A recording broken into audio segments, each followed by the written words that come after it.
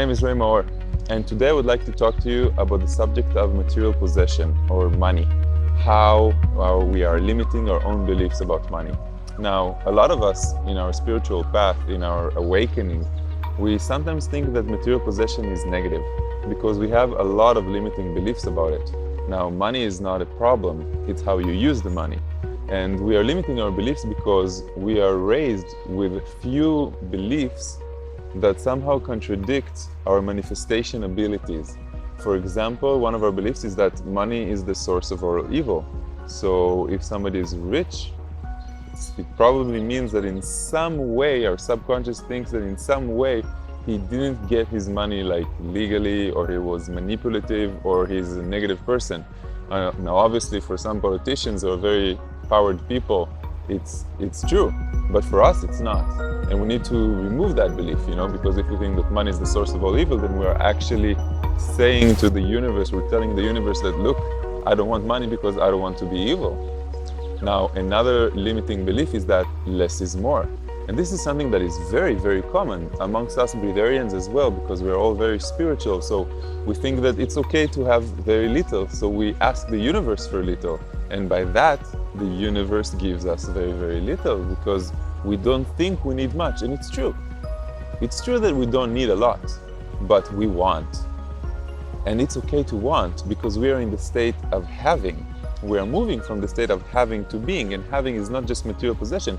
We want a relationship, we want love in our life, we want a specific job, we want money in the bank, and it makes sense, it's okay.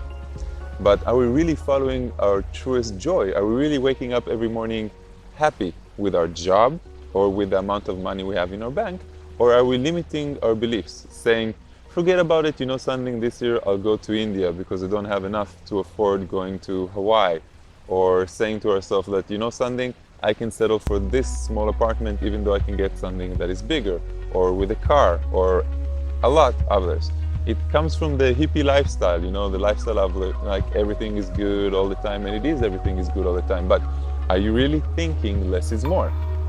And if you are thinking less is more, why? Is it because you have this belief that you don't need much? You don't need much, but you are broadcasting to the world that you don't need much, and you are in fact mirroring that you won't need much, so you're not going to get much. Another really good point is that we think we are afraid of money in some way, because how am I going to close the month? How am I going to pay rent? How am I going to pay for gas? How am I going to get a decent girlfriend if I can't afford to take her out to different places or buy her beautiful gifts and everything else that is very, very materialistic? And with that, again, we're limiting ourselves because we're afraid. And we don't want to be afraid. We want to be in the highest frequency that we can attain individually. And for us, it's following our joy. And I will make a complete different video about that, about following our joy, according to Bashar's teachings, which is an amazing, amazing teacher.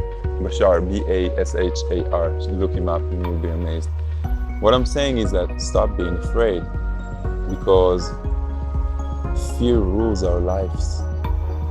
And when it conquers us, when we let it rule our lives, we can get nowhere. It's only after we move ourselves from the fear that can really be ourselves and connect with our highest joy and highest vibration, and only then abundance will come. Another point about money is that money flows. When we don't have a lot, then we don't spend a lot. And if we don't spend a lot, it's stuck. And it's like energy. Energy has to flow. It comes in, it comes out. It comes in, it comes out. I had to really learn this the hard way. I had like this very materialistic relationship where I understood I unlimited myself and started spending a lot more money. And once I started spending a lot more money started flowing in. And I was amazed by that because, most of us has like this one job. And I have a job, I have two jobs because I'm also a guide, like a worldwide guide. But suddenly I got a lot of different offers. Suddenly I decided I'm going to ask for much more for certain things in my life.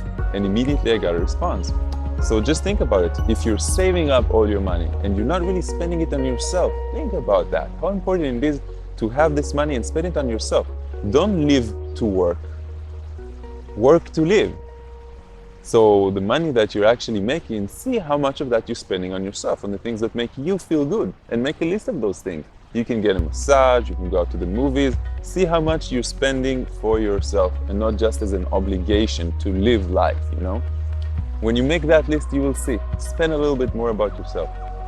Enjoy whatever it is that you're making. Don't wait for tomorrow, do it today. There's no reason to wait. We can only live in one moment, this moment. And about your job, you already know if you're not enjoying your work. You already know everything. You are a light worker. If you're watching me, you're probably one of those people, you know. So if you don't enjoy your job, what are you gonna do about it? Do you have anything else that you have in mind? Can you do two of them together? Can you really be courageous and maybe leave your job to do something that better reflects your own unique individuality on the planet? Think about that. So I'm Maor, Master of Awakening. Thank you for watching.